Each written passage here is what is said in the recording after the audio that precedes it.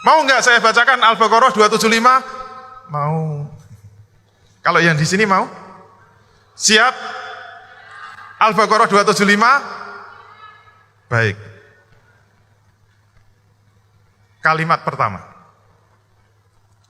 Allazina ya'kuluna riba la yaqumuna illa kama yaqumul ladzi yatakhabbathu syaitanu minal mas.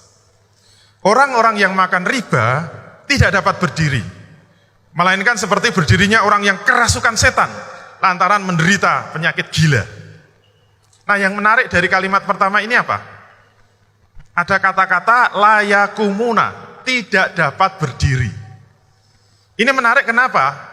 Karena kalau kita lihat faktanya, kita tidak pernah menjumpai hubungan makan riba dengan berdiri saja tidak bisa.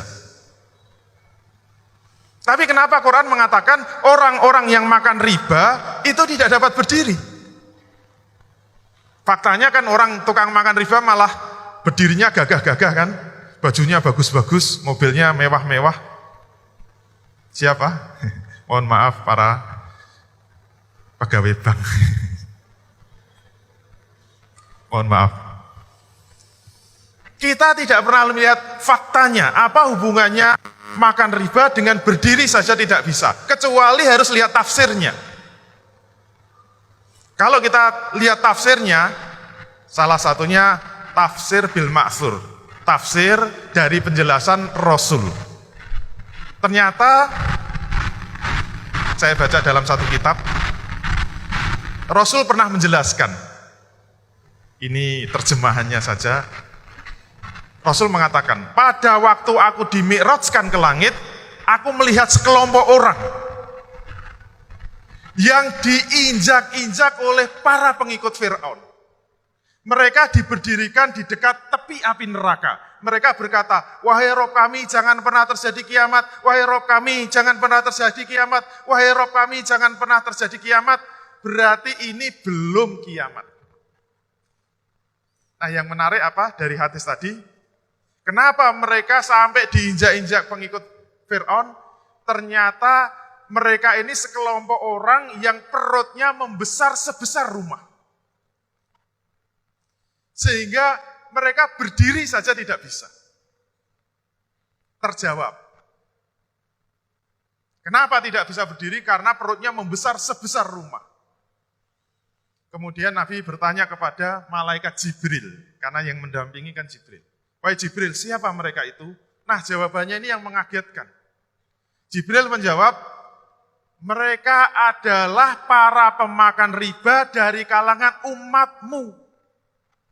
Berarti umat Nabi Muhammad SAW.